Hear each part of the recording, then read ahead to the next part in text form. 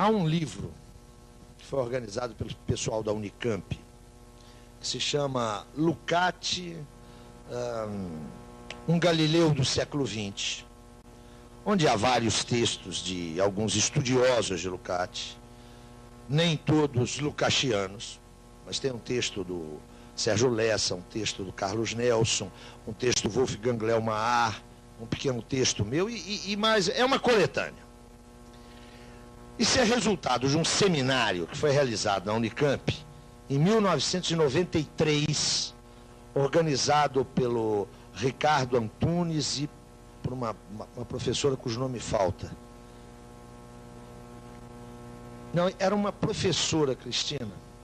Valquíria Rego. Eles organizaram um seminário para comemorar a passagem dos 70 anos de publicação de um texto do Lukács, que é um texto muito conhecido, muito famoso, História e Consciência de Classe. Nesse seminário, armou-se uma belíssima polêmica que envolveu todo mundo, acerca de uma posição que o Carlos Nelson levantou e que está no texto dele, e que ele reiteradamente vem defendendo. A posição do Carlos Nelson é a seguinte: que a obra do Lukács é absolutamente fundamental, que a ontologia é absolutamente fundamental, mas que as concepções que estão contidas na ontologia, essa é a minha interpretação do texto do Carlos Nelson, hein?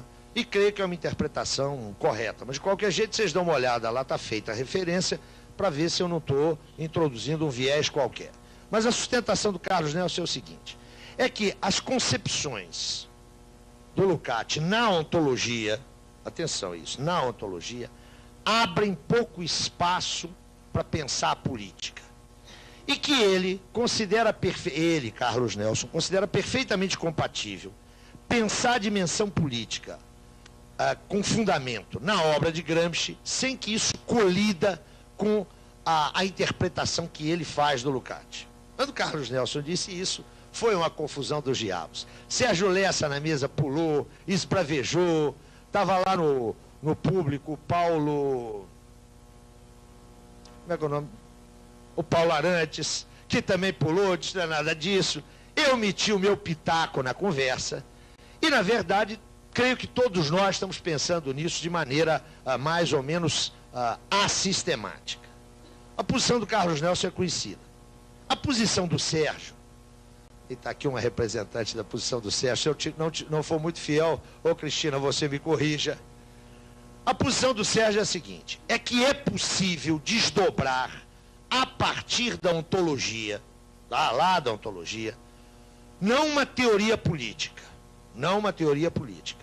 mas lineamentos que permitam pensar a política, e, segundo o Sérgio, numa perspectiva mais clara, mais expressa, mais especificamente revolucionária.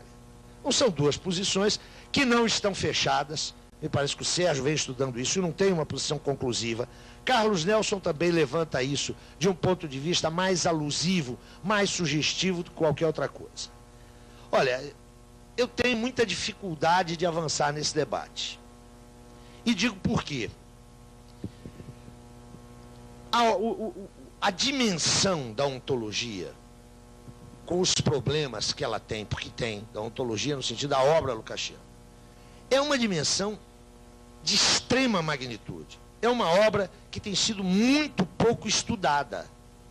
É curioso que essa obra, que é uma obra monumental, não tenha, e há razões para isso, né, razões ligadas à cultura do nosso tempo, ao quadro sociopolítico hoje imperante, é uma obra que não teve a repercussão que merece. E os estudiosos, quase sempre, têm se prendido às dimensões, eu diria, mais universais do debate posto por Lukács. Isso significa que eu penso que a ontologia ainda é uma grande desconhecida. Há muito que explorar, há muito que desenvolver, há muito que aprofundar. O fato de eu afirmar que ela não tem a repercussão que ela merece não significa que já não haja uma massa crítica, um conjunto de estudos extremamente significativos no Brasil, na Itália, na Alemanha, sobretudo. A mim me parece que é perfeitamente possível perfeitamente possível, você extrair, desenvolver da arquitetura do Lukács, da ontologia, elementos fundamentais para pensar política. Isso me parece, sob esse ponto de vista, eu acho que a posição do Sérgio é uma posição bastante sólida, bastante fundada. Agora, isso é só o princípio, porque isso ainda não foi feito. Correto? Esse é o primeiro ponto da tua questão. O segundo é a tua, eu acho que ela é legítima, afirmação, ou sugestão, ou alusão de que, por um lado, você vai para um caminho reformista, por outro lado, você vai para uma outra via. Eu tomaria um certo cuidado com isso, pelo seguinte. Há muitos anos atrás, eu defendia uma posição que hoje eu tomo cuidado com ela. A posição que eu defendia era a seguinte. De uma certa posição teórica, deriva necessariamente uma certa orientação política. Me parece que é um pouco a sua posição, ou pelo menos um pouco a sua hipótese. Eu hoje já não sustento mais isso. Vamos ver se a gente se esclarece. Eu estou convencido que posições teóricas sempre têm implicações políticas. Isso para mim é indiscutível. Ah? Mas não é para mim indiscutível que uma posição teórica leve a uma orientação política. Tá claro? Então eu vou repetir. Uma primeira postura é a seguinte.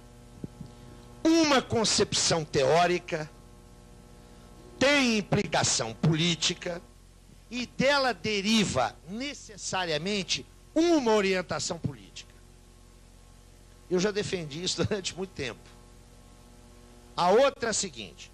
Toda posição teórica tem implicações políticas, mas dela não deriva necessariamente uma orientação política. Eu não vou esclarecer a primeira, porque a sua, parece que a sua, já foi a minha. Eu vou esclarecer essa minha postura de hoje. É casual, quando você olha para pensar só no campo da tradição marxista, mas isso vale também para a tradição liberal, hein? Atenção. É casual que ao longo de um século de debate marxista, toda uma série de coincidências teóricas não se tenha refletido em coincidências políticas.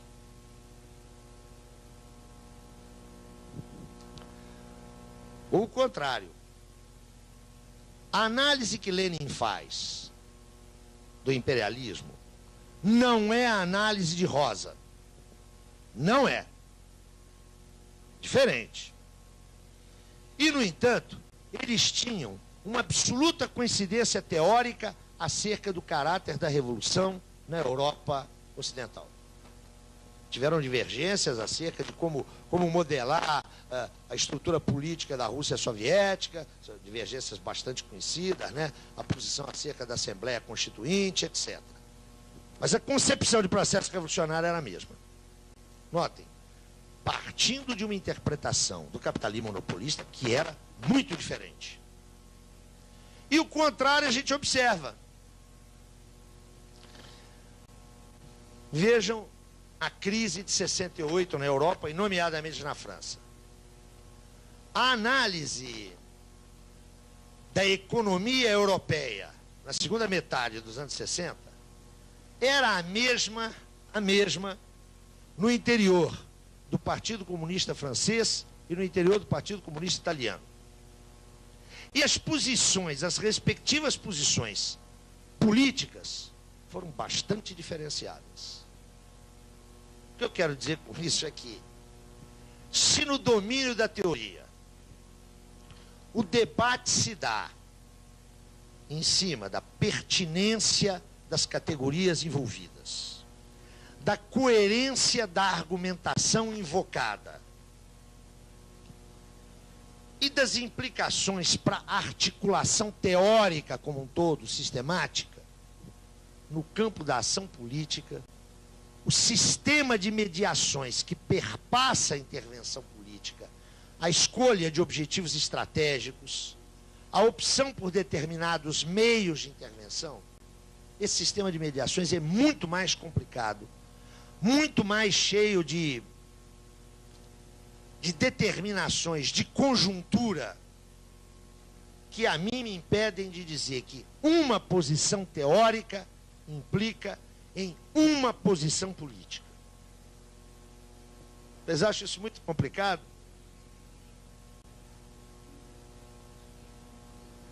Eu não diria para justificar, eu diria para explicar. Atenção, justificar não, mas para explicar. E é um elemento factual. Atenção, note. E é um elemento factual. Eu posso não gostar disso, mas ele é factual. Vamos dar uma paradinha aqui. Eu acho que trazer à discussão isso nos ajuda a pensar um bocado de coisas.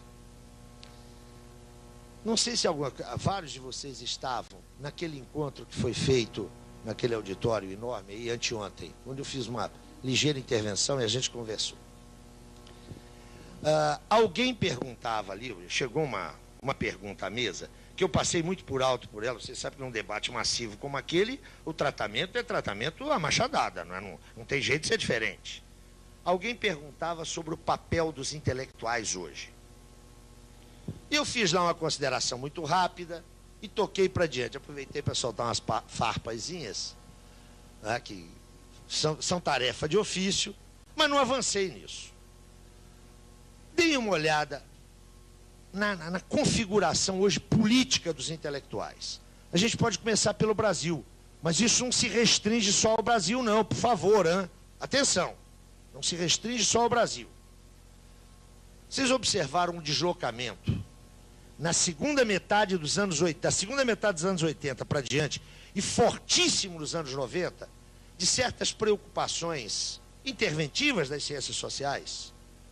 Ninguém mais fala em socialismo, ninguém mais fala em revolução, ninguém mais fala em exploração, ninguém mais fala em classe social.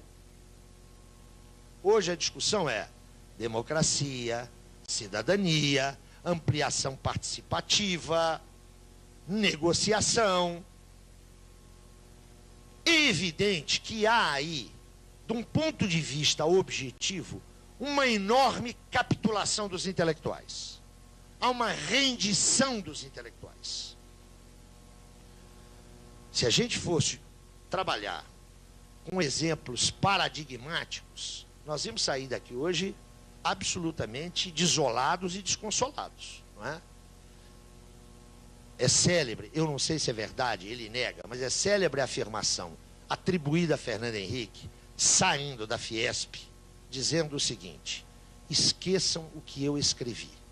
Eu não sei se isso é verdade, mas se não é vero, é bene trovato. Por quê? Porque isso se aplica para 99% dos intelectuais que vocês conhecem. É só pegar o que os caras escreveram, disseram e pronunciaram há 15 anos atrás ou há 10 anos e olhar o que eles estão fazendo hoje. Estou cansado de conhecer hoje intelectual pós-moderno que há 10 anos atrás argumentava longamente para o caráter mistificador da pós-modernidade. Eu posso atribuir isso a quê? Há aí um juízo moral a ser feito? A mim me parece que em casos, por exemplo, casos de pessoas que eu conheço, eu não tenho dúvida nenhuma em dizer, esse pessoal se corrompeu, se degradou. Mas esse juízo moral não resolve. Sabe por que não resolve? Porque não foi um caso, não foram 2 casos, não foram 3. Esse é um movimento muito mais amplo. Eu posso, portanto, conservar o meu juízo moral, mas ele não é explicativo. Eu preferiria pensar, em termos de uma análise mais ampla, que essa capitulação, que merece esse juízo moral, ele expressa um processo histórico mais de fundo, que não se esgota na biografia, nem na psicologia dos personagens. Esse giro dos intelectuais responde a um movimento histórico que esse sim deve ser analisado. Por que eu estou trazendo isso à colação? Porque é evidente que não me traz conforto nenhum como modestíssimo pensador, né, que procura ajudar aí o desenvolvimento da tradição marxista, não me traz consolo nenhum, não me traz prazer nenhum ver companheiros que deram uma contribuição significativa, inclusive, mudarem de lado. Entretanto, eu só posso entender isso se eu saltar do juízo moral, da explicação psicológica individualizada, para um quadro maior. Eu acho que esses companheiros estão sinalizando um processo de fundo que eu tenho que entender. Agora, o que é mais curioso? O que é mais curioso é que alguns desses companheiros, quando a gente vai para o debate mais direto, continuam sustentando suas análises anteriores. Eles continuam sustentando isso. E continuam sustentando até com coerência e com competência teórica. O que me leva, mais uma vez, a dizer que é um fenômeno da vida. É factual. Eu posso gostar ou não gostar, mas eu não posso estabelecer uma relação direta, ou se vocês quiserem, uma relação causal entre análise teórica e uma orientação política. Mas nota, isso aí é um terreno um bocado escorregadio. Eu estou dando aqui rigorosamente uma opinião. Mas eu chamaria a tua atenção para trabalhar isso com um certo cuidado, que é a segunda parte da tua segunda questão. Oi. Oi? Não, eu não diria que é ecletismo, porque isso não se reproduz no domínio teórico. O que nós podíamos chamar é o seguinte: há uma inconsequência, uma incoerência, né, entre o quadro de referência, a conclusão analítica e a forma de intervenção. Eu disse, mas veja, Guga, eu não tenho dúvida disso. Agora, quando você vai argumentar com... Deixa eu usar um exemplo bem duro aqui. É o exemplo de um pensador brasileiro importante, né? Com quem eu me encontrava 2 anos atrás. É um cara que, durante 6 anos, não abriu a boca para falar do governo Fernando Henrique. Não abriu a boca. E é um sujeito que tem audiência pública. Eu me encontrei com ele, fomos jantar isso no Rio Grande. Ele disse, cara, você está de boca calada, não está falando nada. Ele me disse, mas eu estou achando ótimo isso aí. Esse processo de abertura da economia brasileira destruiu completamente essa nossa burguesia rasteira, mesquinha, e aí falou tudo aquilo que eu penso da burguesia brasileira. Disse, mas rapaz, esse troço tem implicações aí, políticas, em termos, por exemplo, de soberania, que são muito complicadas. Ele disse, olha, quanto mais liquidar esses caras, melhor. Estamos discutindo a política de abertura de mercados. Tem que quebrar esses caras mesmos. Mesmo. Como é que é isso? E esse cara não está ganhando dinheiro, não foi cooptado. É uma posição. Esse cara está convencido que há um bloqueio tal na sociedade brasileira, um bloqueio no sentido de como fazer com que as demandas populares, da grande massa da população, se reflitam no quadro decisório, no quadro de decisão, que o cara acha que tem que quebrar mesmo. Eu acho que isso é um equívoco. Eu acho que no fundo disso tudo, sabe o que está? A revolução no Brasil. E para não ter dúvida do que é a revolução, né? É a quebra do monopólio oligárquico da terra, tudo que ela implica. É um processo muito difícil. É muito difícil. Quem acha que mudanças radicais na sociedade brasileira vão acontecer amanhã, às 8h30, está com o pé na lua. Eu acho que há um mecanismo geracional muito forte, está vinculado às gerações. O cara passa a vida inteira querendo quebrar essa estrutura de poder que está aí. Consegue muito pouco. Há uma rendição do ponto de vista interventivo. Vocês conhecem a ideologia do entrismo? Quem falava muito nisso era o Maurício Trachtenberg. Ganha aqui para a prefeitura municipal uma frente progressista, né? Essa coisa ampla, onde todos nós nos reconhecemos. Aí o cara que está na frente dessa coligação chama 3 ou 4 intelectuais de esquerda e diz, olha, venham trabalhar comigo. Vocês conhecem os limites, mas sabem o que podem fazer. E esses 3 ou 4 caras justificam a sua entrada. Não, alguém vai ocupar esse espaço. Vamos entrar e tentar comer a instituição por dentro. Olha, a gente pode achar que isso é uma ilusão, pode achar que isso é um equívoco, mas isso acontece. Eu não estou justificando, por favor. Não se trata de uma postura justificativa. Mas eu tenho que entender quais são os mecanismos que levam a isso. Não pode ser só o mecanismo do mau caratismo. Ainda que o mau caratismo exista. Marx é, no século XIX, fora das fileiras do movimento revolucionário, muito pouco conhecido. Ao contrário de uma certa mitologia marxista, Marx é muito pouco conhecido. Do ponto de vista de influência sobre o movimento operário, influência real, as ideias de Marx só começam a incidir no período da Segunda Internacional. Vocês se lembram que Marx, juntamente com Engels e outros protagonistas do movimento operário, criam, em 1864, a Associação Internacional dos Trabalhadores. Esse é seu nome oficial. A AIT, Associação Internacional dos Trabalhadores, que vai ser dissolvida pelo próprio Marx na década de 70, logo depois da derrota da Comuna Parisiense. Em 1889, na comemoração do primeiro centenário da Revolução Francesa, dirigentes socialistas e operários criam a Internacional Socialista.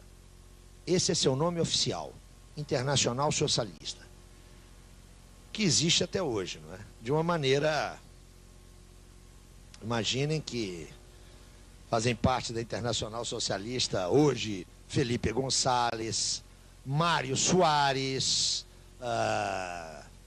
Leonel Brizola, o PT, todo mundo está hoje na Internacional Socialista. Mas a Internacional Socialista, criada em 89, vai ser conhecida posteriormente como Segunda Internacional. Ela viverá uma crise grave a partir de 1914, e em 1919, em Moscou, os bolcheviques criam a Internacional Comunista, que vai ser conhecida como Terceira Internacional, da qual, num processo de fratura, na polêmica entre Stalin e Trotsky, dessa polêmica vai surgir, criada por Trotsky em 1938, já no exílio, a Quarta Internacional, que continua a existir, tem existência, meus amigos trotskistas, que aliás são muitos, que me desculpem, mas ela tem uma existência residual, embora tenha um forte impacto intelectual. Pensem que figuras como Mandel, o maior economista marxista da segunda metade do século XX, sempre esteve ligado à Quarta Internacional. Um brasileiro muito conhecido, que vive na França, que é Michel Lévy, também tem ligações com a Quarta Internacional. As ideias de Marx começam a chegar no movimento operário pela mediação da Segunda Internacional. É a Segunda Internacional que leva Marx, de fato, para o conhecimento das massas operárias. Para vocês terem uma ideia do isolamento de Marx antes da Segunda Internacional, basta relatar o seguinte fato. Marx morre em Londres em 1883. Os jornais ingleses só noticiam a morte de Marx 3 dias depois, e da seguinte maneira: chega um telegrama de Paris dizendo o seguinte: nesta capital, ou seja, Paris, repercutiu muito a morte, há dias atrás, do pensador e revolucionário alemão Karl Marx, residente em Londres. Dá para ter uma ideia do isolamento de Marx? Mesmo no século XX, até a Segunda Guerra Mundial, a tradição de Marx não entrava nas universidades. O pensamento marxista não se constituiu academicamente. Quando é que Marx começa a ser tratado como um grande pensador? é no âmbito da Segunda Internacional. Caramba, isso não escreve mais.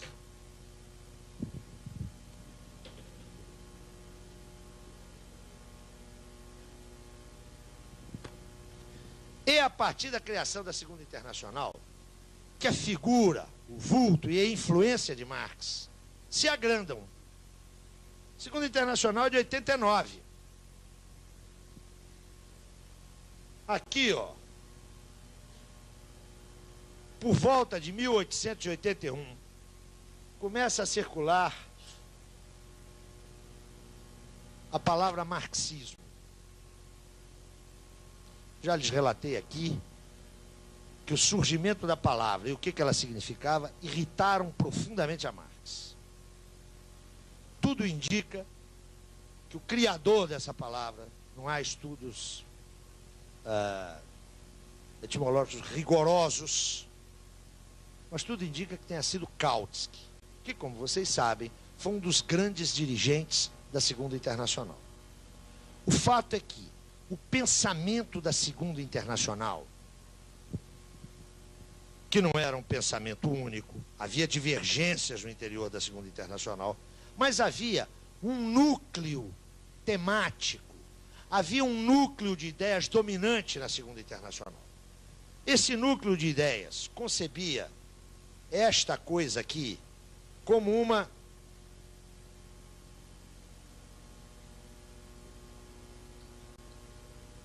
concepção de mundo. Aquilo que os alemães chamam de Weltanschauung. Marx teria criado uma concepção de mundo. E uma concepção de mundo constituída de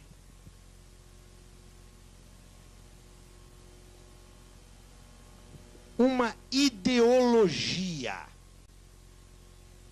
um conjunto de valores, um verdadeiro ethos que caracterizaria o universo cultural proletário e socialista. Por isso, ontem eu perdi um bocado de tempo para chamar a atenção que o conceito de ideologia, lá na obra de 45, 46, é um conceito crítico negativo. Isso aqui é outra acepção da palavra ideologia.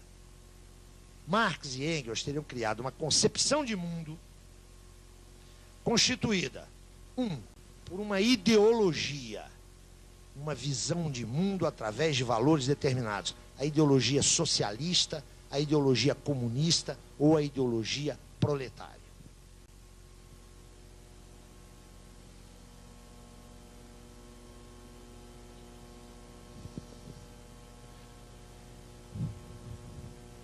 Conjunto de valores, de fins, de objetivos, que demandaria uma prática política para a sua realização. Essa prática política estaria vinculada a quê? A uma determinada ideia de revolução, a uma determinada ideia do poder político no processo pós-revolucionário.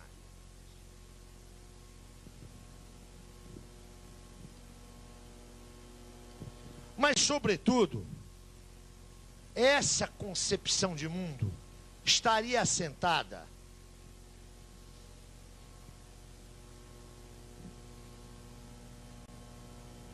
numa filosofia cuja suma seria o materialismo dialético. O materialismo dialético seria uma espécie de fundamento filosófico geral para aquela ideologia, para aquela prática política. O materialismo dialético seria uma espécie de ontologia geral. Os princípios do materialismo dialético seriam a chave para a compreensão do ser, não é do ser social, hein? Do ser em todos os tempos.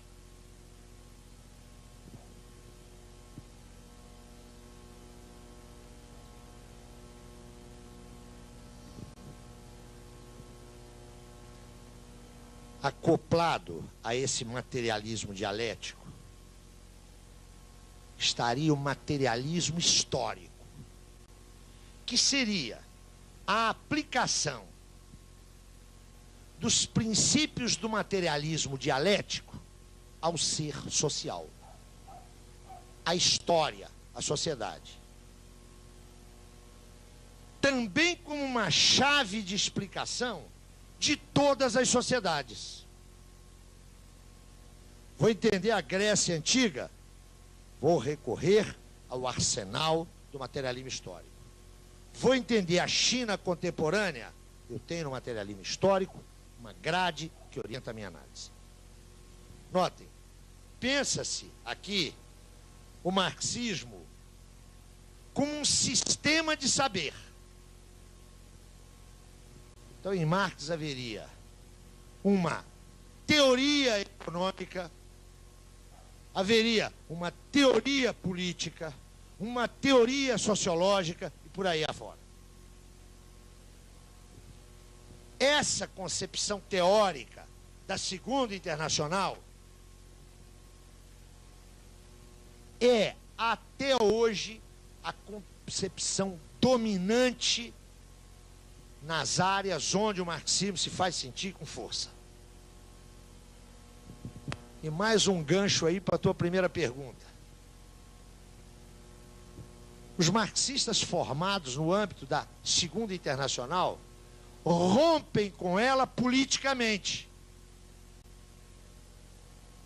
Vão criar a Terceira Internacional. Quem são esses marxistas? Lenin. Lenin é um típico marxista da Segunda Internacional. No âmbito da prática política, Lenin rompe com a Segunda Internacional. Basta pensar na polêmica dele com Kautsky. Mas a Terceira Internacional não rompe com a tradição da Segunda no domínio teórico. Não rompe. Rompe no domínio político. O domínio teórico não rompe. Essa tradição até hoje é uma tradição dominante. Só para vocês terem uma ideia. Eu olho muito a literatura didática dos núcleos que existem aí pelo Brasil inteiro. Aqui em Pernambuco com certeza existe. Eu estou atento sobretudo ao que se passa em São Paulo e no Rio Grande do Sul. Dos núcleos que fazem formação política. Formação política no âmbito sindical, no âmbito rural. Se vocês olharem essa literatura, é rigorosamente isso aqui.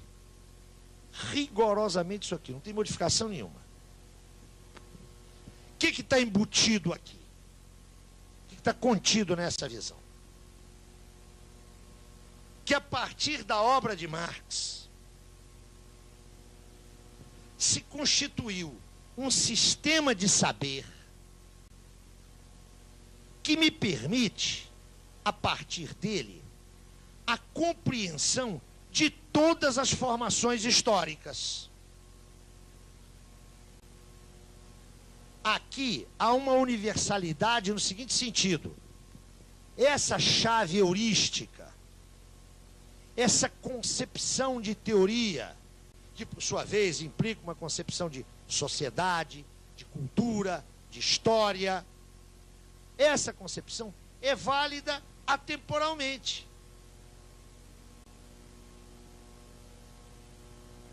Pessoalmente, e aqui não há espaço para a gente debater isso, mas eu estou convencido que isso é um gravíssimo equívoco. Eu estou convencido que isso é um grave equívoco. Contra essa Constituição, que faz da obra de Marx uma suma quase teológica, é a chave explicativa para tudo em todos os tempos, a interpretação com a qual eu estou orientando essas nossas conversas, que é aquela que é a minha, e que, se fosse necessário, a gente podia debater longamente, mas infelizmente não cabe aqui. É só para sinalizar a resposta à tua formulação. Eu penso a obra de Marx de uma maneira diferente.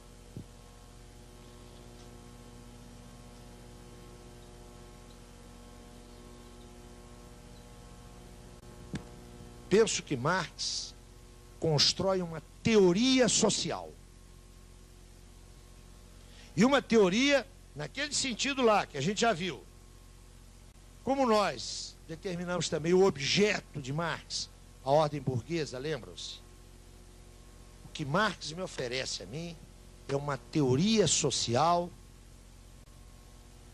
do mundo modelado e comandado pelo capital. É isso que Marx me dá.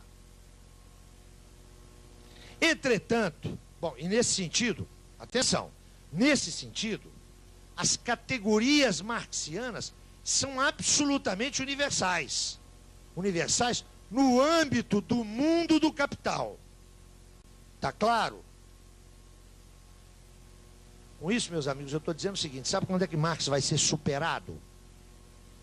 Quando o mundo do capital for uma lembrança na memória da humanidade. Aí Marx vai para o museu. É universal no marco do mundo do capital. Está claro? Mas é óbvio que Marx não constrói isso a partir do nada. Nós lembramos aqui que Marx faz recorrências às sociedades pré-capitalistas para poder compreender a emersão da sociedade capitalista. Marx faz, poucas é verdade, mas faz, projeções para além do capitalismo. É que a construção dessa teoria social, que eu insisto, na minha modesta ótica, só vale para compreender o mundo do capital. A construção dessa teoria supõe um conjunto de conhecimentos que não pode, se quiser dar sustentação sólida a essa teoria, que não pode fazer referência apenas ao mundo do capital. Por exemplo, quando Marx situa o trabalho como suporte do processo de constituição e desenvolvimento da socialidade, do ser social, ele está se ancorando, se apoiando numa formulação que não é válida só para o mundo do capital. E assim outras que estão contidas lá no debate lá dos manuscritos de 44. Estas assertivas, estas afirmações, estas determinações, elas não estão restritas ao mundo do capital. Se você quiser, eu não diria que elas têm uma universalidade maior, mas elas percorrem, elas são transhistóricas, notem, não são nem supra nem ahistóricas, estão encharcadas de história, mas elas são determinações que acompanham e se desenvolvem nas diferentes épocas históricas. Neste sentido, é evidente que há determinações descobertas por Marx que transcendem largamente o marco do mundo do capital. Sem elas, teria sido impossível elaborar o conhecimento do mundo do capital. E seguramente, não sei se é possível falar isso, mas eu ainda me atrevo, seguramente elas se manterão como determinações, se forem verdadeiras, como determinações da socialidade para muito além do mundo do capital. Vou dar um exemplo, né? A noção do homem como ser objetivo. Isso não diz respeito ao mundo do capital. Isso diz respeito à estrutura antropológica humana. Em qualquer sociedade, qualquer que seja ela, haverá o trabalho. Qualquer sociedade. Note, essa determinação é uma determinação, eu diria, transhistórica. Né? Ela percorre a história, porque ela é fundamento da história. Né? Nela assenta a própria possibilidade da história se constituir, se desenvolver, se realizar. Então eu diria que nós devemos distinguir esses dois níveis. É uma forma de, primeiro, encontrar um caminho alternativo para essa visão aqui que me parece insustentável. Né? Embora seja até hoje a visão dominante. Só para vocês terem uma ideia, a gente já falou aqui várias vezes de Lukács, né? Numa das suas obras mais importantes, que é a Estética, no prefácio que ele faz em 62 ou 63, Lukács continua trabalhando com essa noção aqui, ó, de materialismo dialético e de materialismo histórico. Está lá. Não estamos falando um pé rapado, estamos falando de Lukács. Esse caminho aqui me parece atender à compreensão dos limites da teoria social marxiana. Os limites dessa teoria são do mundo do capital. Os seus fundamentos não. O ser social é específico. E onde é que está a especificidade dele? Ele implica teleologia, sem a qual o trabalho é impensável. E quem fala em trabalho e teleologia fala em liberdade. Essas duas categorias, teleologia e liberdade, só existem no ser social. E, portanto, Lukács vai problematizar toda a tradição marxista que vem lá do Engels, da relação entre dialética da natureza e dialética da sociedade. Não é? O que o materialismo dialético supõe? Que você tem processos de mesma natureza cortando o conjunto do ser. Olha, se o Lukács sustenta que é só no ser social que você tem a possibilidade da teleologia e da liberdade, como é que eu tenho a mesma dialética operando na sociedade e na natureza? Eu acho que isso é um problema. Mas olha, nós não vamos resolver, nem eu, nem você, nem todos nós vamos resolver isso. Isso aí é uma polêmica, meu nego, que já fez correr rios de tinta e vai fazer correr outros tantos. Evidentemente não é uma polêmica secundária. Não é? Tem implicações, inclusive políticas. Inclusive políticas.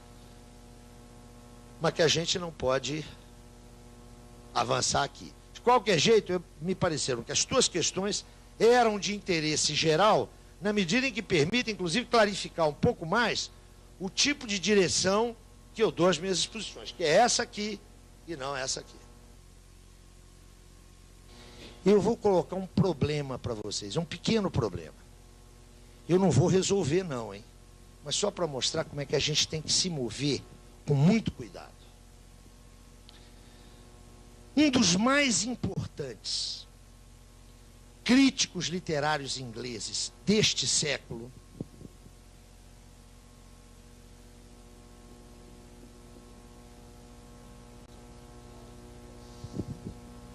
George Thompson, não é parente do E.P. Thompson, né?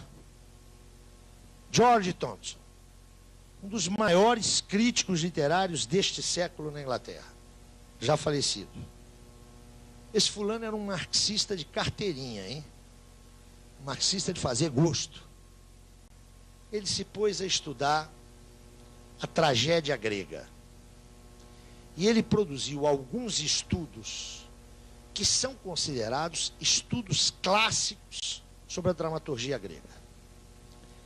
E os produziu ali, ó, pensando a luta de classe, todas aquelas coisas. Eu li Thompson e aprendi muito.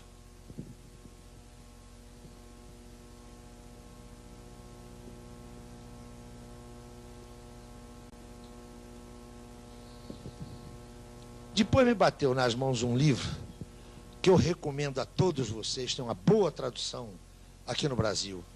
Um livro chamado Paideia, alguém já conhece, falou aí atrás. Paideia, os ideais da cultura grega. De um alemão que se exilou nos Estados Unidos no período do fascismo, Werner Jaeger. Esse cara era um acadêmico. Marx, para ele, era uma remotíssima referência. E ele fez o seu estudo lázinho, minucioso, sem considerar a luta de classe, sem considerar todo o elenco dessas categorias que abrem o conhecimento da história lá da Grécia. Eu quero dizer para vocês o seguinte: quem quiser conhecer a Grécia e a tragédia grega, deve ler o Werner Jaeger. Thompson é um crítico fino, sensível, qualificado, mas eu pessoalmente estou convencido que ele transferiu para uma forma societal que não tem nada a ver com a elaboração dessas categorias que a gente mencionou aqui, e ele teve um resultado de pesquisa muito pobre. Não é porque ele era menos inteligente ou menos preparado. Não é uma questão de talento de um ou de outro. É só para chamar a atenção que a gente tem que tomar muito cuidado para trabalhar com elementos analíticos, grades conceituais, sem levar em conta as especificidades históricas. Entenderam o que eu quero dizer aqui? Nem sempre aquele cara que detém um conhecimento teórico metodológico, em princípio, é mais abrangente, vai nos dar conta da riqueza de um objeto. Isso sempre me impressionou muito. Por que um cara que não tem nenhuma relação com o marxismo consegue apreender a riqueza, o movimento da cultura grega melhor que o marxista? Não pode ser uma questão de inteligência, mais qualificado ou menos. Até porque Thomson era um grande crítico. Me parece que se a gente não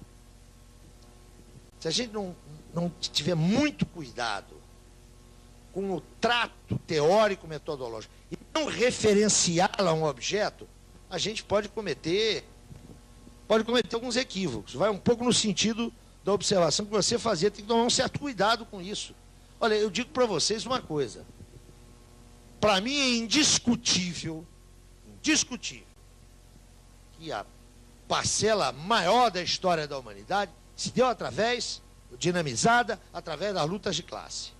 Mas até aí é muito pouco, é preciso saber como é que isso se dá. Esses mecanismos não podem ser os mesmos em sociedades de estruturas tão diferentes. Se a gente começa a fazer disso a norma para explicar a aorta, calos e calosidades, o câncer no esôfago, a gente acaba por pasteurizar a história e perder aquilo que é o essencial, que não é a sua continuidade, é a sua diferencialidade.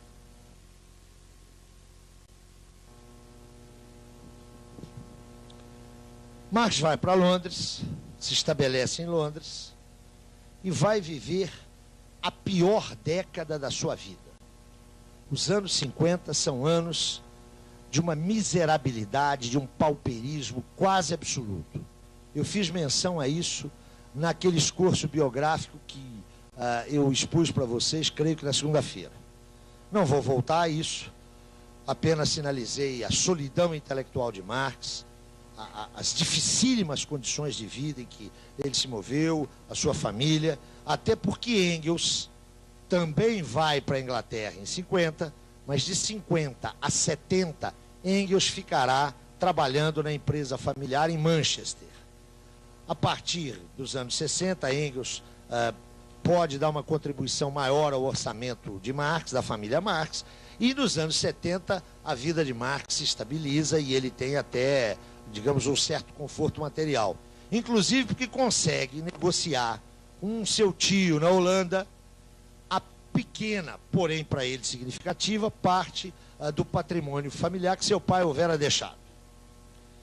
Os anos 50, todavia, no meio dessa miséria absoluta, foram anos fundamentais para a continuidade dos estudos de Marx.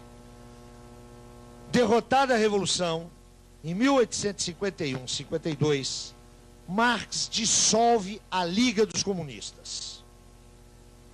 Aquela liga que adquire esse nome lá em 47, para a qual ele e Engels redigem o Manifesto do Partido Comunista, e que tem um protagonismo significativo no processo revolucionário de 48, essa liga é dissolvida em finais de 1851, princípios de 1852. Marx passa a se dedicar exclusivamente aos seus estudos. Ele vai publicar bastante nessa década, mas serão publicações pouco significativas do ponto de vista teórico. Serão matérias para jornais. É preciso que vocês situem os jornais dessa época, não tinha o caráter dos jornais de hoje, até pela lentidão das comunicações comparativamente a hoje. Os jornais eram muito mais formativos do que informativos. Marx vai escrever para jornais do continente europeu, vai escrever para jornais americanos, vai se informar muito de política internacional, e de todos os textos que ele vai publicar nesse período, um merece um destaque especial.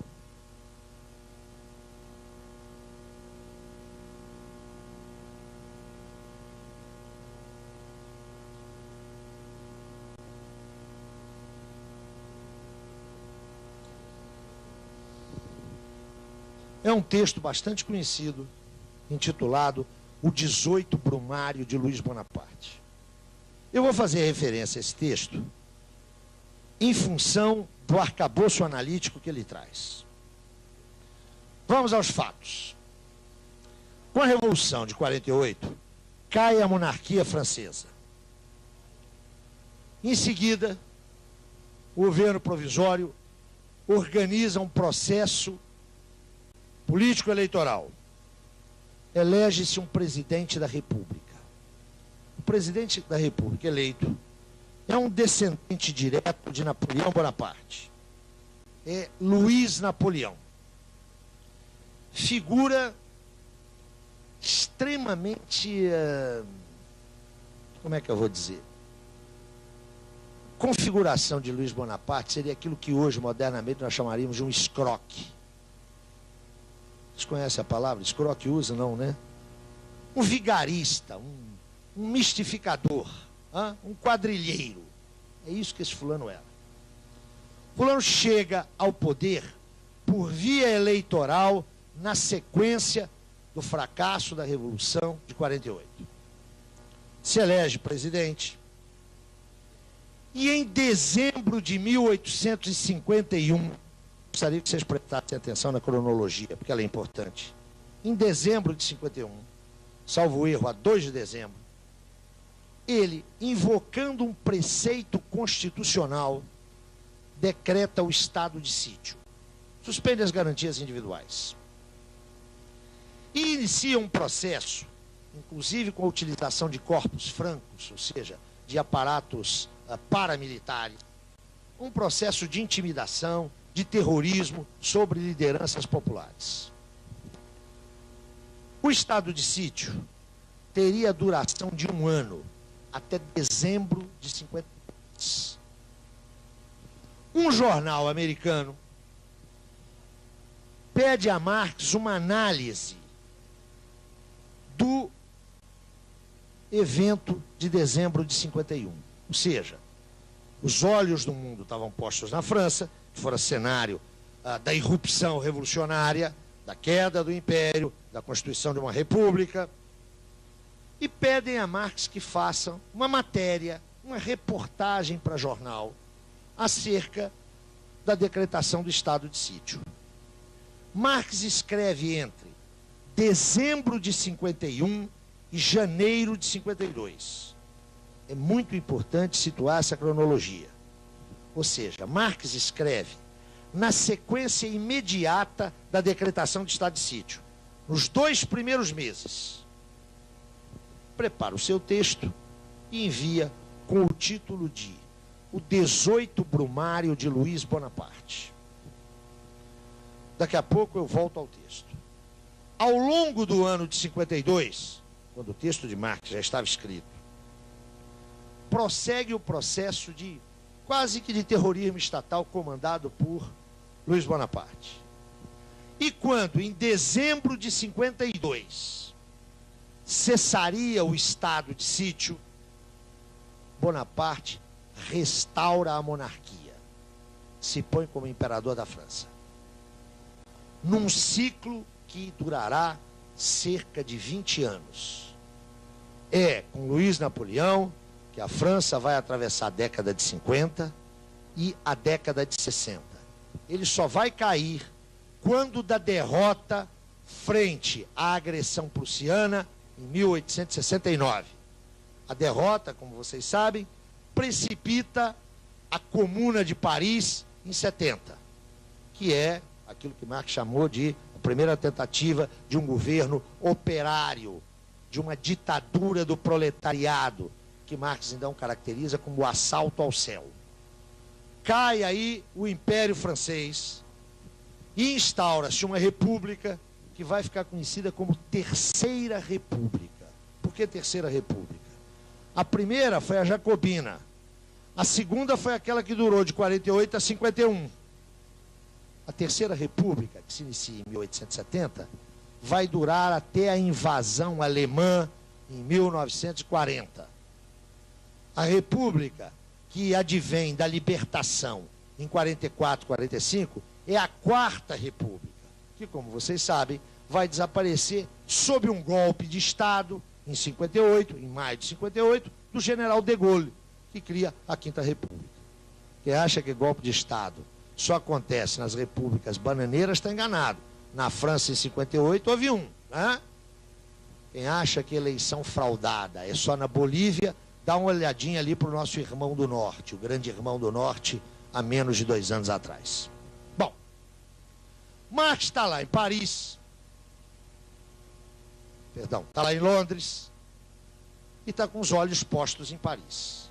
E ele escreve o que é uma reportagem para jornal, hein? O 18 Brumário de Luiz Bonaparte, estudado hoje nas universidades, especialmente nos cursos de Sociologia e de Teoria Política, é um texto que Marx escreveu para jornal. Por que ele pôs esse título, o 18 Brumário de Luiz Bonaparte? Vocês sabem que a Revolução Francesa, no seu período de auge, do seu período jacobino, trocou inclusive os nomes dos meses.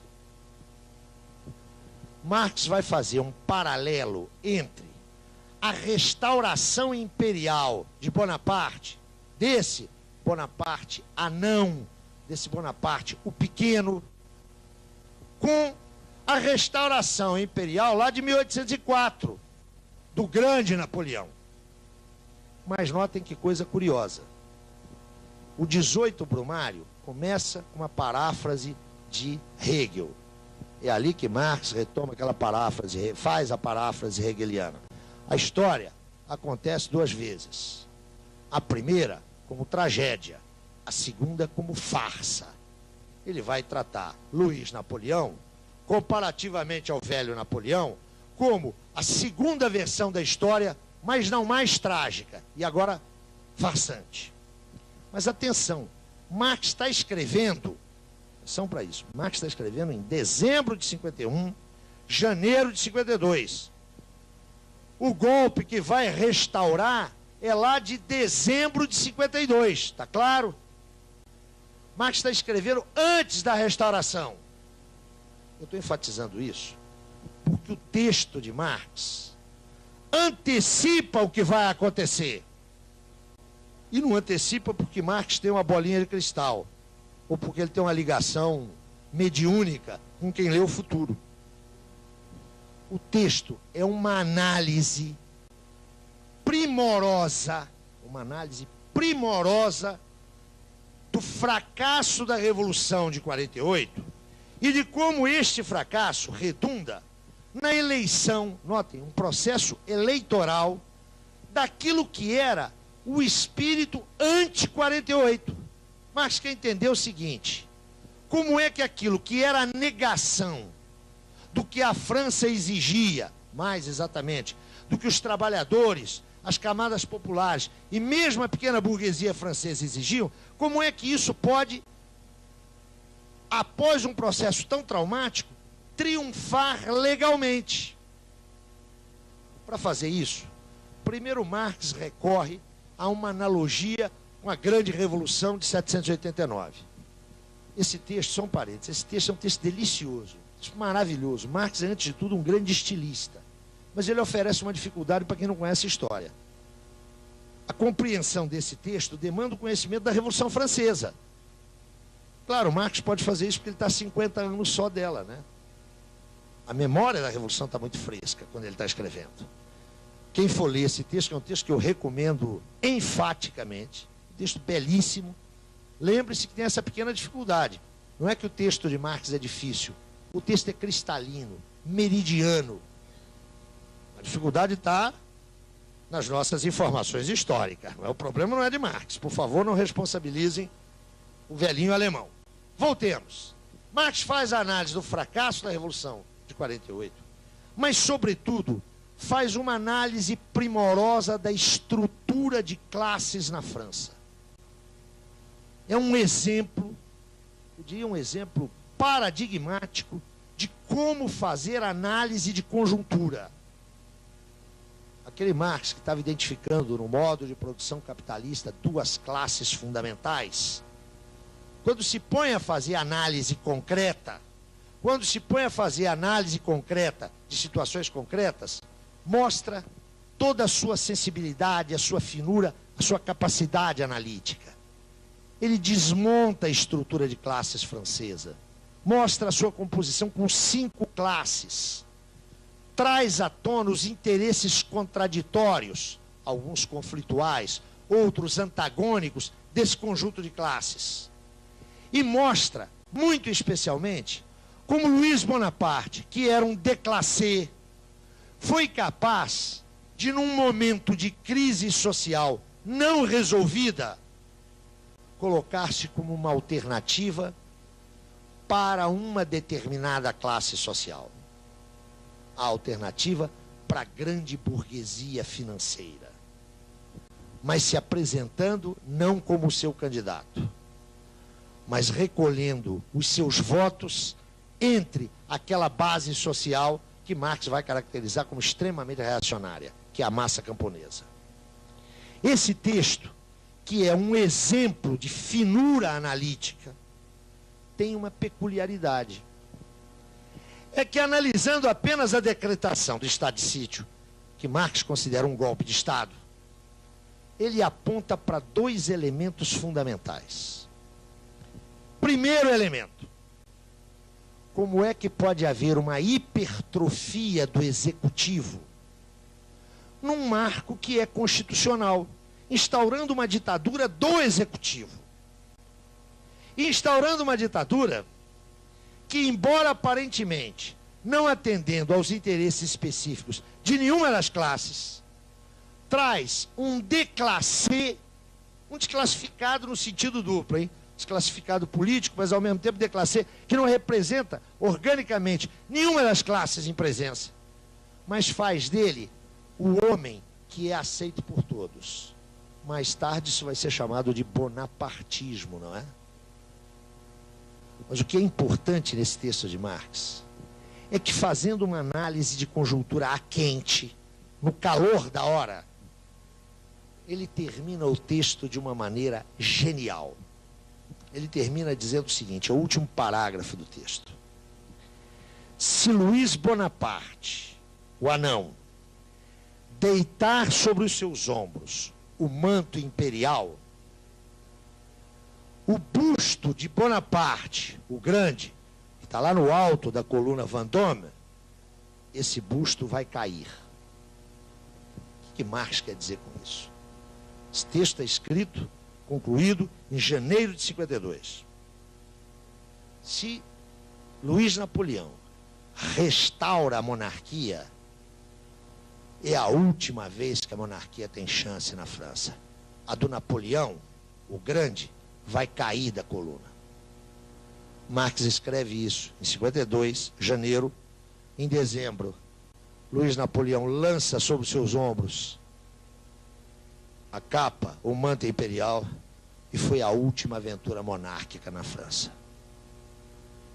Que Marx teve essa capacidade de antecipação, essa capacidade de previsão genial. Ele não tinha nenhum dote especial, não tinha nenhuma vinculação com a lei, né? Já foi dito aqui que este cidadão era um ateu impenitente. Eu estou mencionando esse texto porque essa possibilidade de previsão que está, e eu vou voltar a isso depois, exemplarmente, emblematicamente contida nesse texto, é apenas a expressão de um fato. Marx foi capaz de apreender as principais tendências que estavam em confronto naquele processo e de antecipar o seu desfecho, de antecipá-la no plano teórico. Foi a correção da sua análise que lhe permitiu essa genial antecipação. E essa correção está ligada a quê? Está ligada ao acúmulo a que ele já se alçara do ponto de vista do conhecimento das leis. Leis. É um positivista, é um naturalista, e nada disso. Das leis que regem o funcionamento da sociedade capitalista. Leis que não têm o caráter de leis físicas, que são apenas tendências, não mais que tendências. E quem fala em tendência, fala em contratendência, fala em possibilidade de intervenção humana. Marx já chegara a um conhecimento da dinâmica capitalista e tinha uma tal percepção política, rigorosa, arguta, porque pensava a política como expressão de interesses de classes e franjas de classes. É isso que lhe permitiu essa antecipação genial. Eu recomendaria enfaticamente esse texto a vocês, né?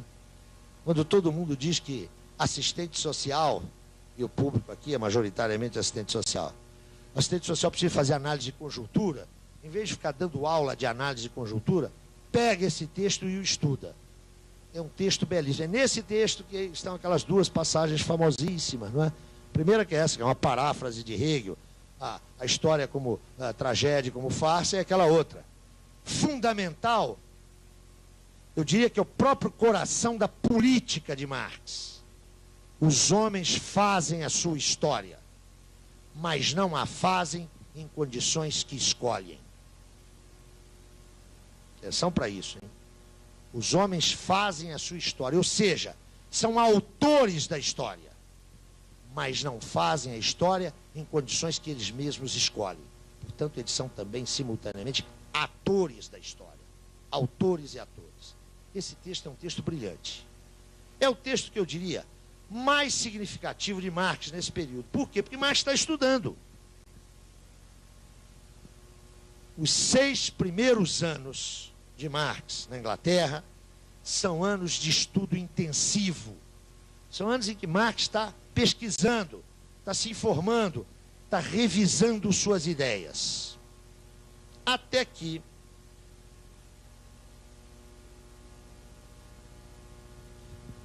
no ano da graça de Nosso Senhor Jesus Cristo, de 1856, ele, que está acompanhando a conjuntura mundial, está com o olho posto lá na Índia. O que está acontecendo com a colonização britânica na Índia? Está acompanhando os conflitos na Espanha. Está de olho na América Latina.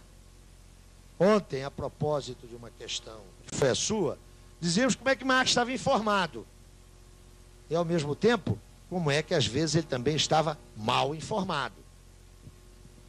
Aqui, ó, em 56, observando o ciclo periódico capitalista, Marx observa que é iminente uma crise econômica de proporções continentais.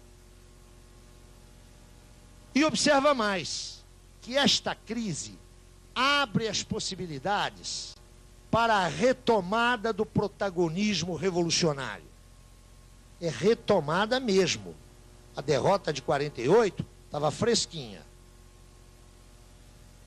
Ele se dispõe, então, aqui, ó, em 56, antecipando a crise que viria e que acabou por vir, ele se dispõe a buscar uma sistematização dos seus estudos. Escreve ele a Engels: a crise se avizinha, teremos uma ofensiva, um novo afluxo do movimento operário, e é necessário socializar os conhecimentos que nós temos sobre o modo de produção capitalista. Como é que funciona essa sociedade? Olha lá o fundamento do manifesto. Não basta um programa revolucionário, é preciso fundamentá-lo teoricamente.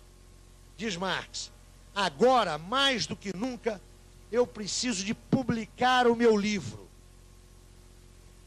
Que meu livro é esse? Desde 47, desde a publicação da Miséria da Filosofia, Marx está anunciando aos seus amigos e a alguns editores que ele está quase acabando de produzir uma crítica da economia política. Desde 47 ele vem anunciando isso, hein? Está lá no meio da Revolução, ele diz: estou escrevendo a crítica da economia política. Em 1851, ele firma um contrato com o editor e diz que dentro de meses entregará o manuscrito. Esse manuscrito vai demorar 20 anos para sair, hein? 20. Aqui, ó, esse tempo todo ele está dizendo: estou trabalhando na minha crítica da economia política. E estava. Atenção, estava. Só que o parto não foi, a gestação não foi de 9 meses, foi de 20 anos. Em 56, ele disse: agora eu vou escrever o meu livro. E agora ele se põe a escrever.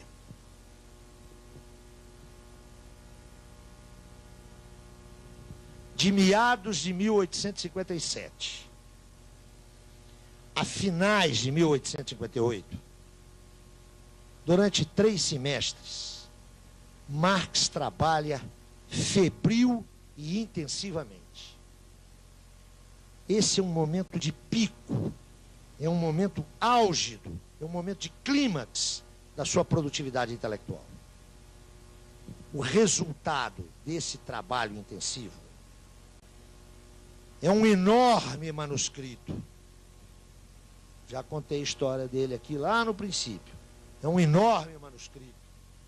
Foi publicado pela primeira vez entre 1939 e 41, numa edição precária por razões filológicas, e de fato só foi publicado numa edição confiável em 1954. Esse manuscrito não tinha título. Os editores colocaram o seguinte título: Elementos fundamentais para a crítica da economia política. Rascunho, porque é rascunho mesmo. Marx deixou esboçado um grande manuscrito, que ele não preparou para publicação, portanto ficou conhecido como rascunho. Repito o título: Elementos fundamentais para a crítica da economia política, rascunho, 1857, 1858. Por que tem esse título tão grande dado pelos editores? Porque outros rascunhos foram produzidos, lembram-se? 61, 63, 63, 65. Em alemão, esse enorme título tem como primeira palavra Grundrisse, que é a forma como esse texto é conhecido e apresentado nas bibliografias. Os famosos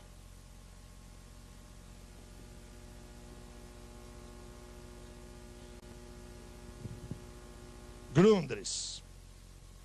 Esse material marca, e esse é o ponto que tem que ficar fixado aqui hoje, nesse segundo tempo do nosso trabalho, marca um momento fundamental na reflexão marxiana.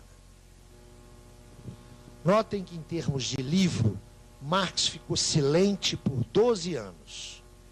O último livro foi A Miséria da Filosofia. Ele publicou muita coisa, hein? Publicou intensivamente. Mas livro é só o que vai sair aqui em 1859, com o título de Para a Crítica da Economia Política. Conforme algumas traduções que circulam no Brasil e em Portugal, Contribuição à Crítica da Economia Política. O mesmo livro. É um livro editado e publicado em 1859. Mas o Marx avisa: isso que eu estou dando à luz, isso que eu estou publicando, estou trazendo ao público, ainda não é a minha crítica da economia política. Daí o título, Para a Crítica da Economia Política.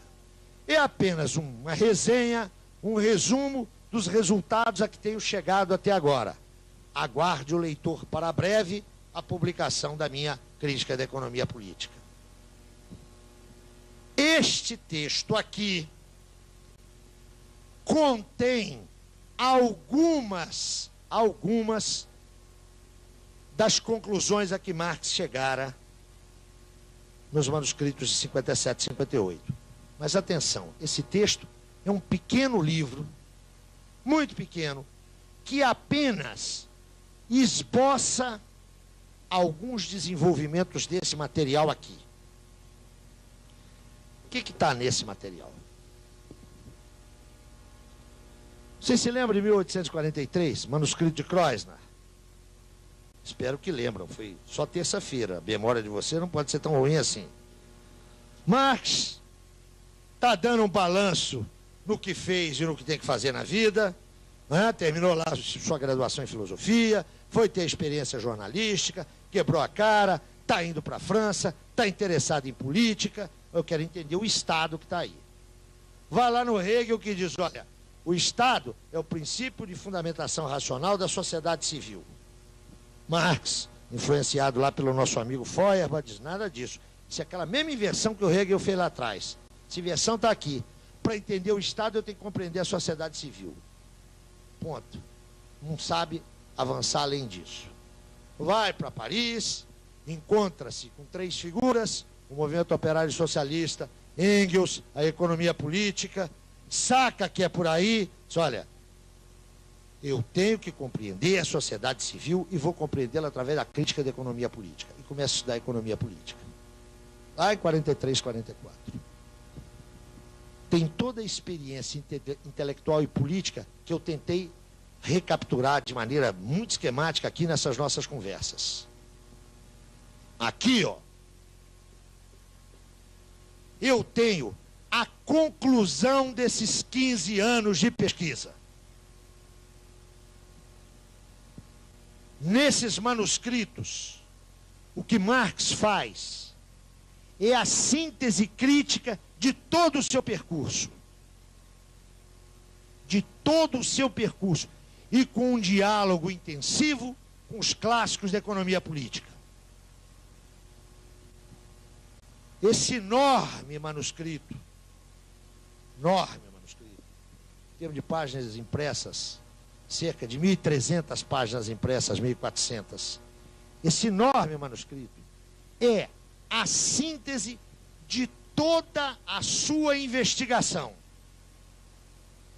Neste sentido, atenção, esses manuscritos são um ponto de chegada.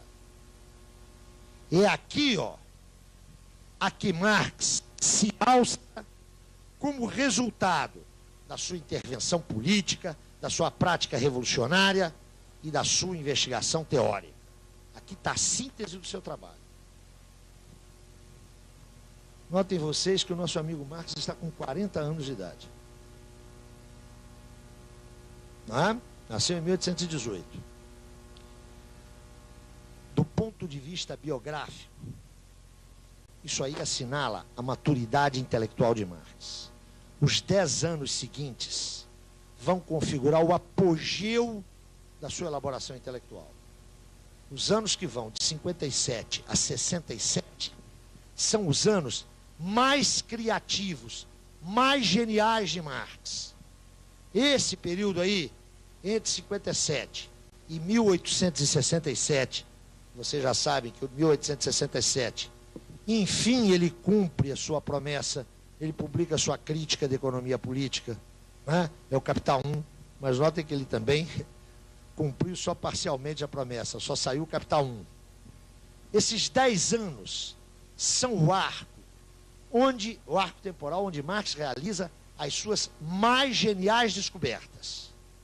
Sob esse aspecto, notem, esses manuscritos são o ponto de chegada de Marx. Aqui, ó, depois de quase 15 anos de pesquisa, o cara diz, eu sei isso. Mas atenção, eles são um ponto de partida. É a partir daqui que Marx vai reencetar a sua análise do desenvolvimento capitalista. Aqui, ó, além da síntese crítica, está o programa que vai dar no Capital. Aqui está o programa que vai dar na pesquisa do Capital. Dá para perceber a longa elaboração teórico-metodológica de Marx? É só aqui, ó, como resultado da continuidade da sua pesquisa, mas também de abandonos, de mudanças, de rotas diferenciadas. É só aqui que ele estará em condições de enfrentar aquela esfinge que ele já vinha enfrentando desde 43, 44. Eu brincava aqui com vocês. Marx não ficou um mês, 10 anos dentro do Museu Britânico, se indagando, como é que eu vou estudar o capitalismo? Não. Ele estudou durante quase 15 anos, acumulou, errou, retificou, revisou, refundiu, corrigiu. E agora ele diz, vou escrever a minha crítica da economia política. E ele recomeça o seu exame. Agora dá para ele apresentar categorias, não dá?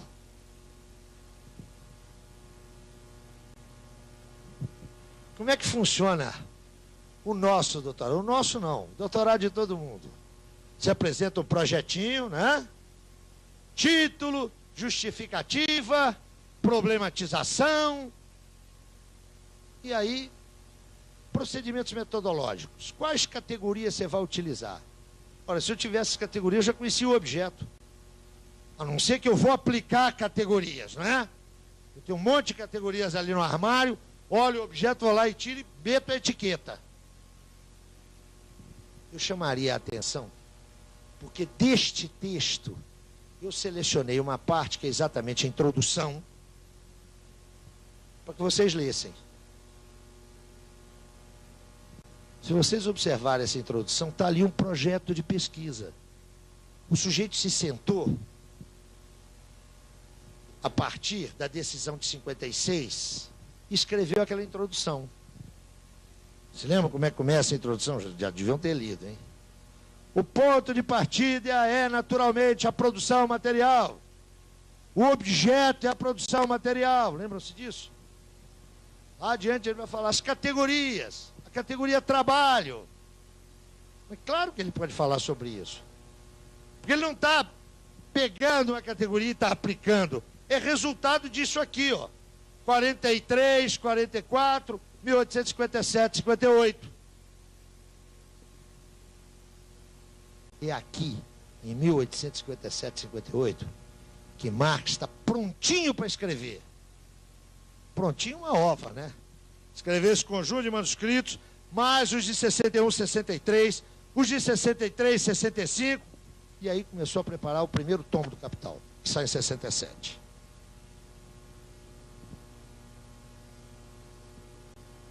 A vida inteira, é isso mesmo, alguém falou aí.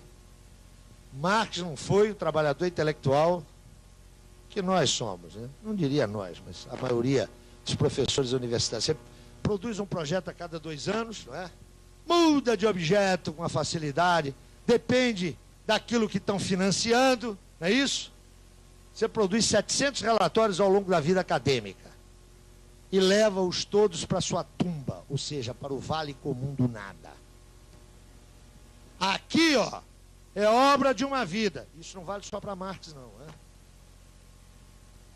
O grande pesquisador é aquele, repito, que tem uma pergunta que o persegue a vida inteira. O grande pesquisador no Brasil é Caio Prado Júnior.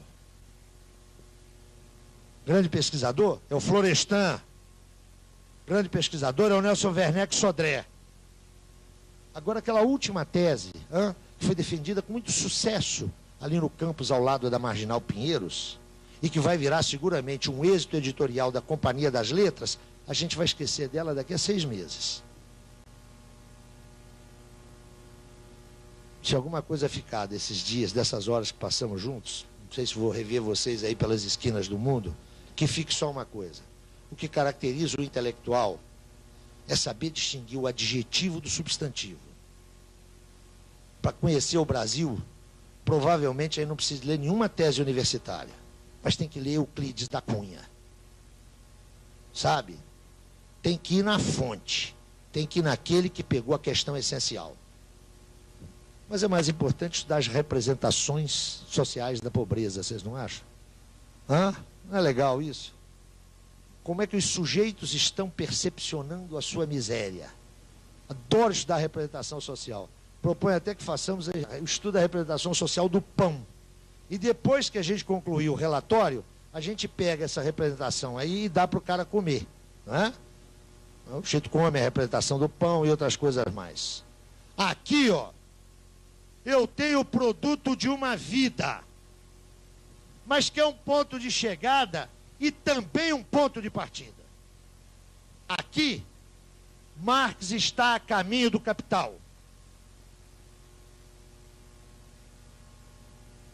Os manuscritos de 61 e 63, 63 e 65 e o Capital 1 vão ser a objetivação. Fundamentalmente o Capital 1 será uma objetivação desse trabalho aí.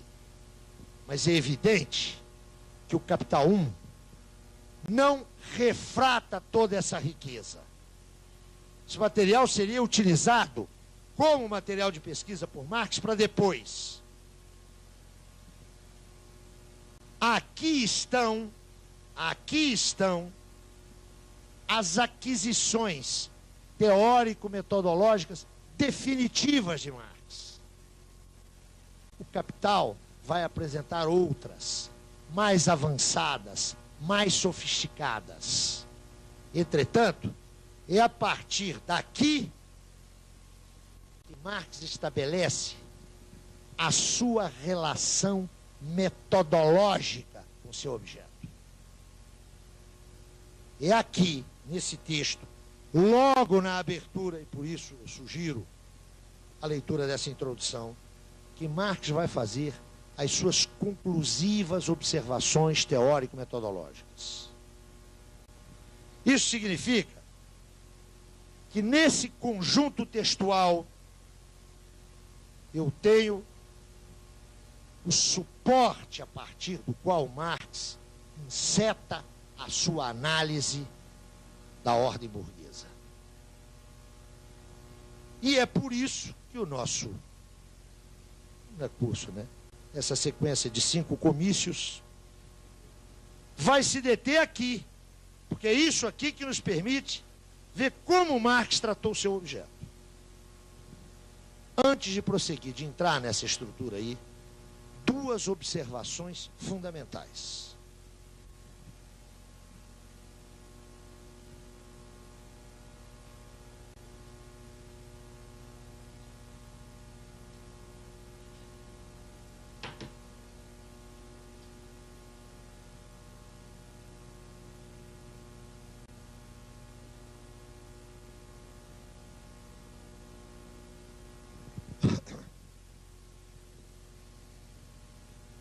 Eu disse aqui,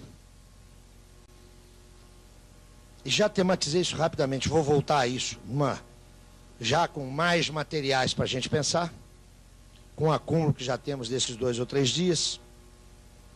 Eu disse aqui há pouco que nos manuscritos de 57 e 58 há uma enorme riqueza que não se refrata inteiramente no Capital. Mencionei os manuscritos de 61, 63, 63 e 65. 67, Marx publica Capital 1.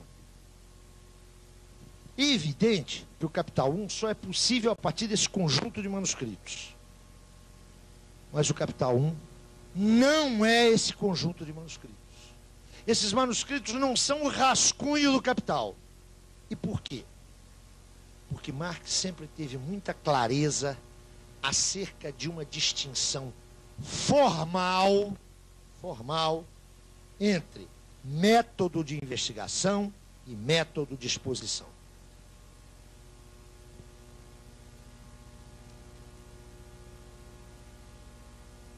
Quem tem prática de orientação, de dissertação e de tese, sabe, ou pelo menos devia saber, como essa distinção é essencial. Eu vou passar esse elemento prático acadêmico logo em seguida. Marx dizia o seguinte: o método de investigação não é o método de exposição, do ponto de vista formal. Por quê? Diz Marx, quando eu estou investigando, eu quero me apropriar do meu objeto. Claro que eu quero me apropriar do meu objeto. O que é teoria para Marx? Reprodução ideal do momento. O sujeito quer se apropriar das determinações do objeto. Eu quero atender essas determinações. aprender a sua estrutura. Eu quero aprender o seu movimento. Eu quero aprender o seu modo de ser. Que eu não sei. Será que é isso mesmo? Claro, não é? Quando é que eu me ponho a fazer pesquisa? Quando é que eu me ponho a fazer investigação? Em circunstâncias muito precisas, não é? Primeira circunstância. Eu considero que um fenômeno ou um processo é novo. Não há massa crítica em relação a ele. Ele é ignorado. Me ponho a investigá-lo. Primeira hipótese. Segunda hipótese. Há processos que já são conhecidos, mas a massa crítica em relação a eles me parece insuficiente. O conhecimento existente não dá conta deles.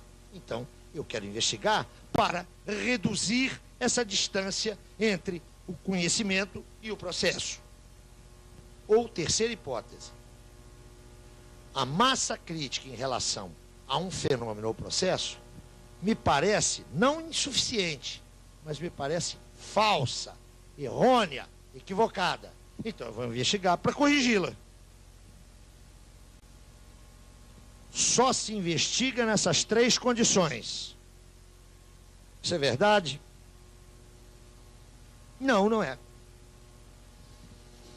Isso é verdade em termos de produção de conhecimento. Mas nós já vimos aqui que ninguém nasce pesquisador. Qualifica-se o pesquisador, forma-se o pesquisador. O que são as nossas monografias de fim de curso? Eu já dei uma pancada aqui no orientador que diz que o menino que está no 10º, 12º, 13º período está produzindo conhecimento. Está produzindo conhecimento coisa nenhuma. Raramente isso acontece. Ele está reproduzindo conhecimento. Mas isso é importante. Ele tem que aprender a fazer isso.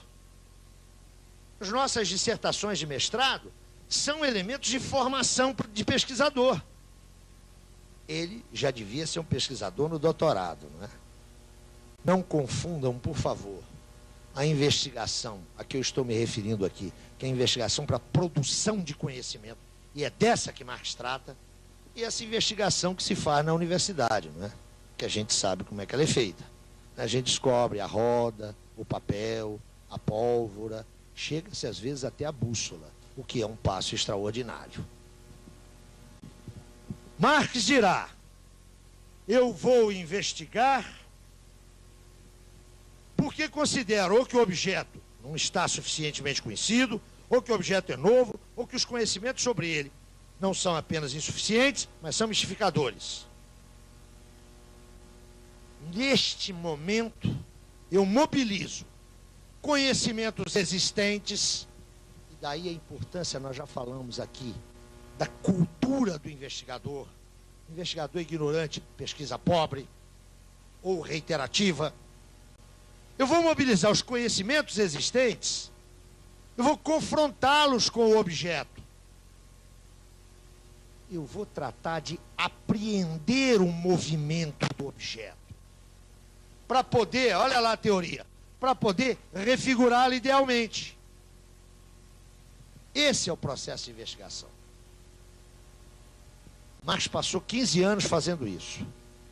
Vai registrar isso naqueles manuscritos ali de 57 e 58.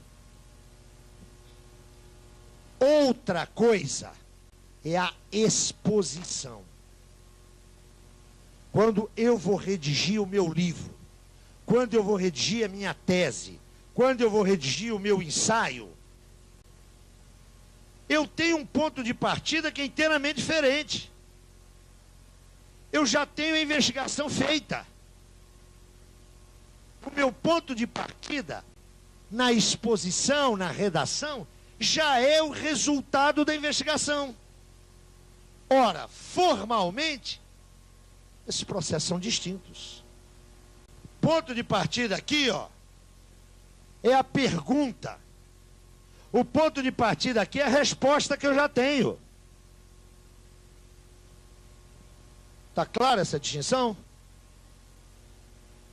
É por isso que a riqueza dos manuscritos de 57 e 58 não aparece como tal em nenhum dos textos que Marx publica. Até porque aqui, ó, é o registro da pesquisa, da investigação. Aqui há pistas, há indicações, há sugestões que ele não explora, que ele não aprofunda, que ele deixa de lado.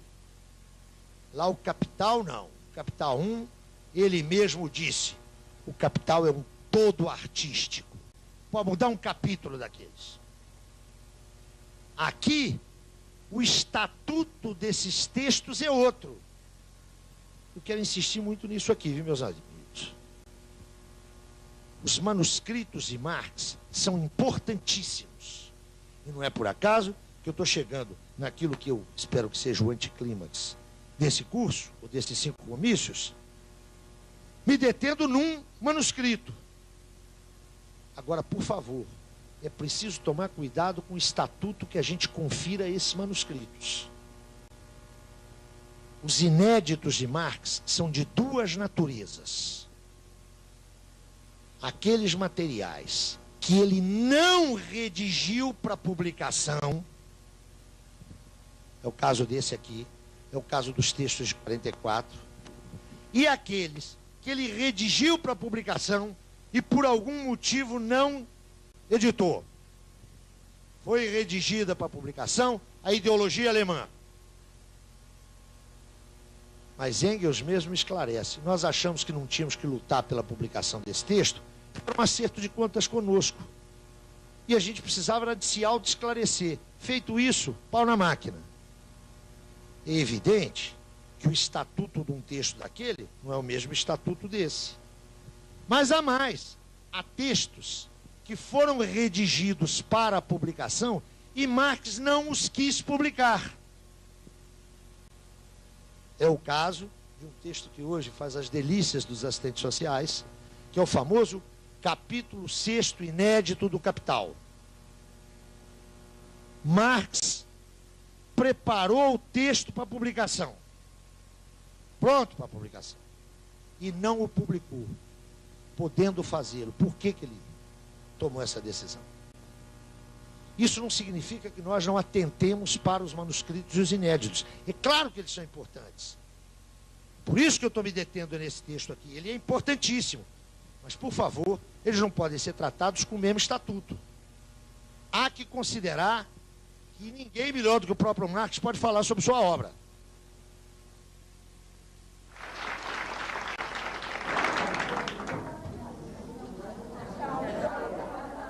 Eu diria para explicar. Atenção, justificar não, mas para explicar. E é um elemento factual. Atenção, note. E é um elemento factual. Eu posso não gostar disso, mas ele é factual. Vamos dar uma paradinha aqui. Eu acho que trazer à discussão isso nos ajuda a pensar um bocado de coisas. Não sei se vários de vocês estavam naquele encontro que foi feito naquele auditório enorme aí anteontem, onde eu fiz uma ligeira intervenção e a gente conversou. Alguém perguntava ali, chegou uma pergunta à mesa, que eu passei muito por alto por ela. Você sabe que num debate massivo como aquele, o tratamento é tratamento à machadada, não tem jeito de ser diferente. Alguém perguntava sobre o papel dos intelectuais hoje. Eu fiz lá uma consideração muito rápida e toquei para diante. Aproveitei para soltar umas farpazinhas, né, que são tarefa de ofício, mas não avancei nisso. Dei uma olhada na configuração hoje política dos intelectuais. A gente pode começar pelo Brasil, mas isso não se restringe só ao Brasil, não, por favor, hein? Atenção, não se restringe só ao Brasil. Vocês observaram um deslocamento na segunda metade dos anos 80, da segunda metade dos anos 80 para diante, e fortíssimo nos anos 90, de certas preocupações interventivas das ciências sociais. Ninguém mais fala em socialismo, ninguém mais fala em revolução, ninguém mais fala em exploração, ninguém mais fala em classe social. Hoje a discussão é democracia, cidadania, ampliação participativa, negociação. É evidente que há aí, de um ponto de vista objetivo, uma enorme capitulação dos intelectuais. Há uma rendição dos intelectuais.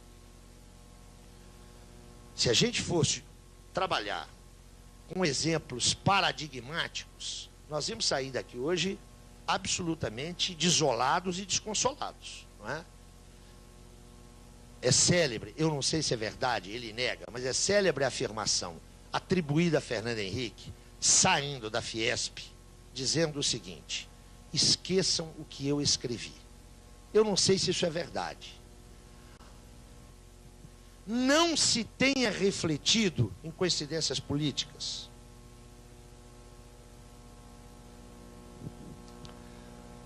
Ou o contrário. A análise que Lenin faz do imperialismo não é a análise de Rosa. Não é. Diferente. E, no entanto, eles tinham uma absoluta coincidência teórica acerca do caráter da revolução na Europa Ocidental. Tiveram divergências acerca de como modelar a estrutura política da Rússia Soviética, divergências bastante conhecidas, né? A posição acerca da Assembleia Constituinte, etc. Mas a concepção de processo revolucionário era a mesma. Notem, partindo de uma interpretação do capitalismo monopolista que era muito diferente. E o contrário a gente observa. Vejam a crise de 68 na Europa, e nomeadamente na França. A análise da economia europeia na segunda metade dos anos 60 era a mesma no interior do Partido Comunista Francês e no interior do Partido Comunista Italiano. E as posições, as respectivas posições políticas foram bastante diferenciadas. O que eu quero dizer com isso é que, se no domínio da teoria o debate se dá em cima da pertinência das categorias envolvidas, da coerência da argumentação invocada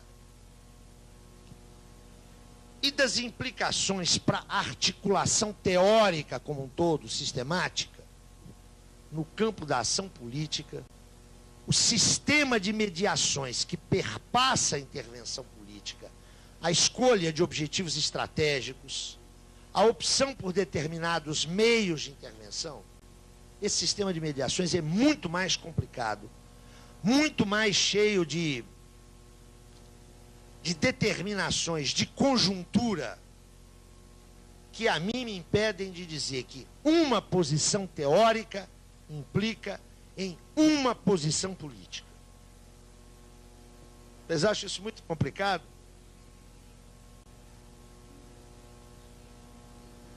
Eu não diria para justificar, da arquitetura do Lukács, da ontologia, elementos fundamentais para pensar política. Isso me parece, sob esse ponto de vista, eu acho que a posição do Sérgio é uma posição bastante sólida, bastante fundada. Agora, isso é só o princípio, porque isso ainda não foi feito. Correto? Esse é o primeiro ponto da tua questão. O segundo é a tua, eu acho que ela é legítima, afirmação, ou sugestão, ou alusão de que, por um lado, você vai para um caminho reformista, por outro lado, você vai para uma outra via. Eu tomaria um certo cuidado com isso, pelo seguinte. Há muitos anos atrás, eu defendia uma posição que hoje eu tomo cuidado com ela. A posição que eu defendia era a seguinte: de uma certa posição teórica, deriva necessariamente uma certa orientação política. Me parece que é um pouco a sua posição, ou pelo menos um pouco a sua hipótese. Eu hoje já não sustento mais isso. Vamos ver se a gente se esclarece. Eu estou convencido que posições teóricas sempre têm implicações políticas. Isso para mim é indiscutível. Mas não é para mim indiscutível que uma posição teórica leve a uma orientação política. Tá claro? Então eu vou repetir. Uma primeira postura é a seguinte: uma concepção teórica tem implicação política e dela deriva necessariamente uma orientação política. Eu já defendi isso durante muito tempo.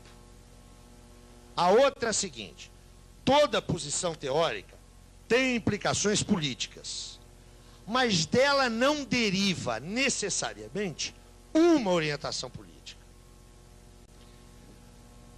Eu não vou esclarecer a primeira, porque a sua, parece que a sua, já foi a minha. Eu vou esclarecer essa minha postura de hoje. É casual que quando você olha para pensar só no campo da tradição marxista, mas isso vale também para a tradição liberal, hein? Atenção. É casual que ao longo de um século de debate marxista, toda uma série de coincidências teóricas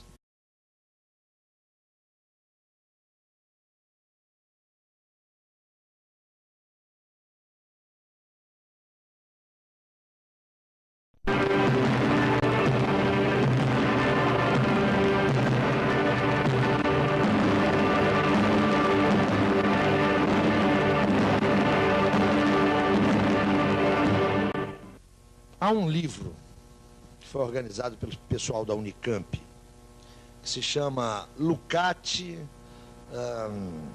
um Galileu do século XX, onde há vários textos de alguns estudiosos de Lukács, nem todos lucasianos, mas tem um texto do Sérgio Lessa, um texto do Carlos Nelson, um texto do Wolfgang Leomar, um pequeno texto meu, e mais, é uma coletânea.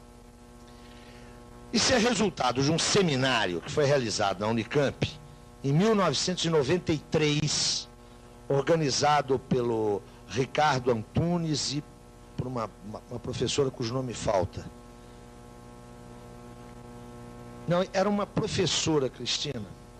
Valquíria Rego. Eles organizaram um seminário para comemorar a passagem dos 70 anos de publicação de um texto do Lukács, que é um texto muito conhecido, muito famoso, História e Consciência de Classe. Nesse seminário, armou-se uma belíssima polêmica que envolveu todo mundo, acerca de uma posição que o Carlos Nelson levantou e que está no texto dele, e que ele reiteradamente vem defendendo.